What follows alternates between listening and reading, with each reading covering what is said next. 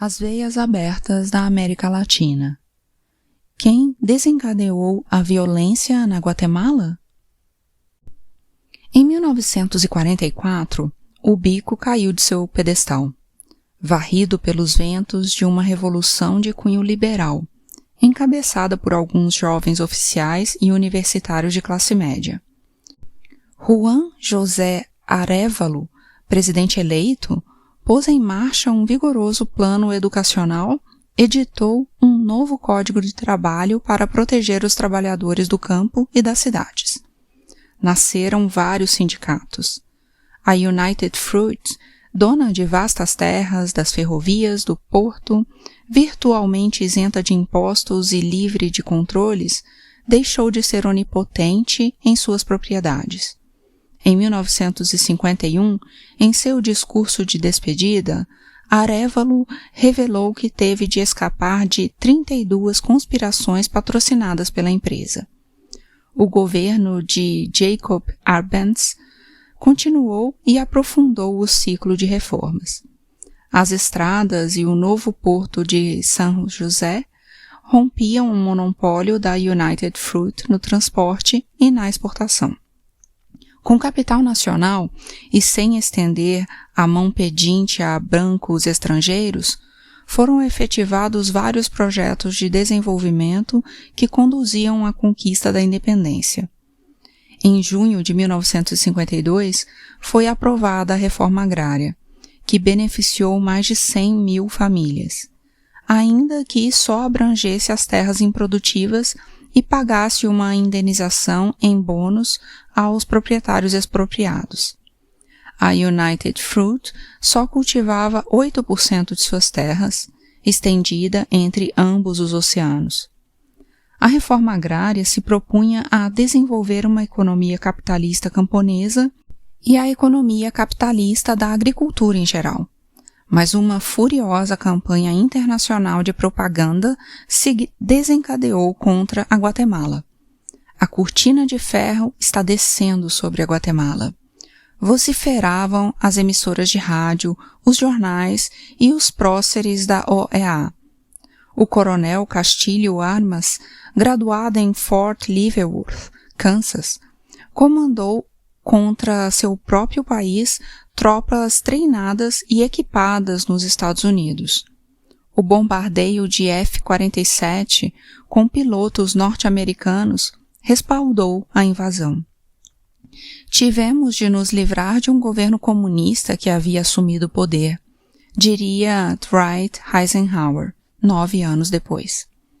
As declarações do embaixador norte-americano em Honduras e uma subcomissão do Senado dos Estados Unidos, em 27 de julho de 1961, revelaram que a Operação Libertadora de 1954 foi realizada por uma equipe da qual faziam parte, além dele mesmo, os embaixadores da Guatemala, Costa Rica e Nicarágua. Allen Dulles, que naquela época era o homem número 1 da CIA, enviou-lhes telegramas cumprimentando-os pela missão cumprida. Anteriormente, o Bon Allen integrara a diretoria da United Fruit Company.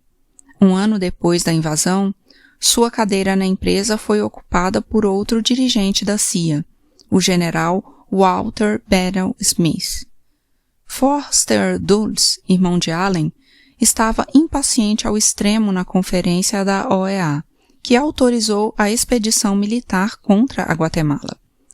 Casualmente, tinham sido redigidas em seu escritório de advogado, ao tempo do ditador Ubico, as minutas dos contratos da United Fruit. A queda de Arbenz marcou a fogo a história posterior do país. As mesmas forças que bombardearam a cidade da Guatemala, Puerto Barrios e San José, ao entardecer do dia 18 de junho de 1954, estão hoje no poder. Várias e ferozes ditaduras sucederam-se à intervenção estrangeira, incluindo o período de Júlio César Mendes Montenegro, de 1966 a 1970, que deu à ditadura uma aparência de regime democrático. Mendes Montenegro, que prometera uma reforma agrária, limitou-se a assinar uma autorização para que os terratenentes portassem armas e as usassem. A reforma agrária de Arbenz se despedaçou quando Castilho Armas desincumbiu-se de sua tarefa, devolvendo as terras a United Fruit e outros terratenentes expropriados. O ano de 1967 foi o pior do ciclo de violência inaugurado em 1954. Um sacerdote católico norte-americano, expulso da Guatemala, o padre Thomas Melville, informou ao National Catholic Reporter em janeiro de 1968.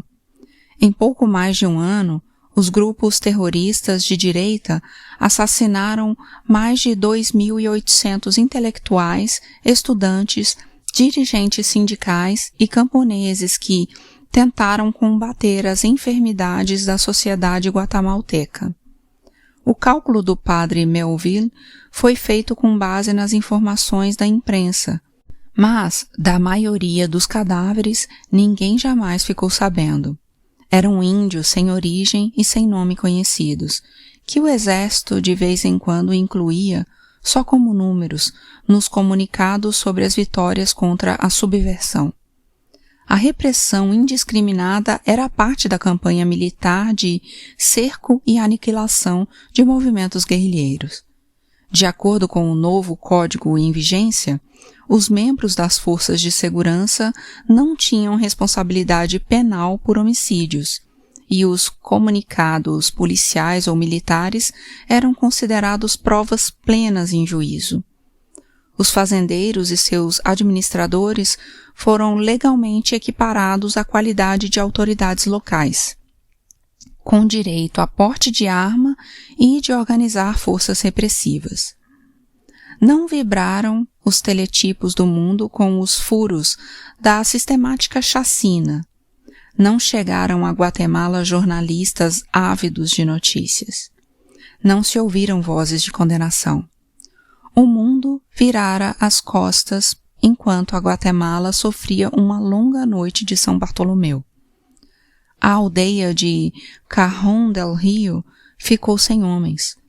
Os da aldeia Chituque tiveram as tripas revolvidas a punhal, e os de Piedra Parada foram escalpelados vivos, e queimados vivos os de Água Blanca de Ipala, depois de baleados nas pernas. No centro da praça de São Jorge, cravavam numa haste a cabeça de um camponês rebelde. Em Cerro Gordo, encheram de alfinetes as pupilas de Jaime Velásquez.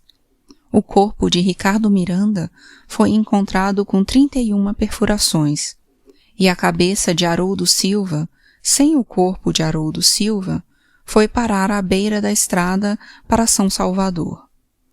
Em Los Místicos, cortaram a língua de Ernesto Chinchilla.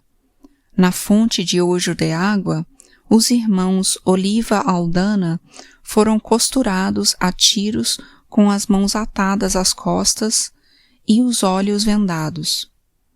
O crânio de José Guzmán se tornou um quebra-cabeças de minúsculas lascas atiradas pelo caminho. Dos poços de San Lucas Zacatepeques emergiam mortos em vez de água. Os homens amanheciam sem mãos e sem pés na fazenda Miraflores. As ameaças se seguiam às execuções. Ou chegava a morte sem aviso, pela nuca. Nas cidades, eram marcadas com cruzes negras as portas dos sentenciados. Eram metralhados ao sair, e seus corpos lançados em barrancos. A violência não cessou depois.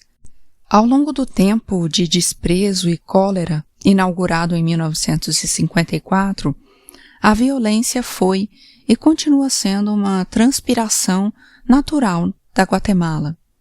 Continuam aparecendo, 1 a cada 5 horas, os cadáveres nos rios ou à beira das estradas, os rostos irreconhecíveis, desfigurados pela tortura, que jamais serão identificados. Também continuaram, e com maior intensidade, as matanças mais secretas, os corriqueiros genocídios da miséria. Outro sacerdote expulso, o padre Blaise Bompani, denunciava no Washington Post, em 1968, essa sociedade enferma. Das 70 mil pessoas que a cada ano morrem na Guatemala, 30 mil são crianças. A taxa de mortalidade infantil da Guatemala é 40 vezes mais alta do que a dos Estados Unidos.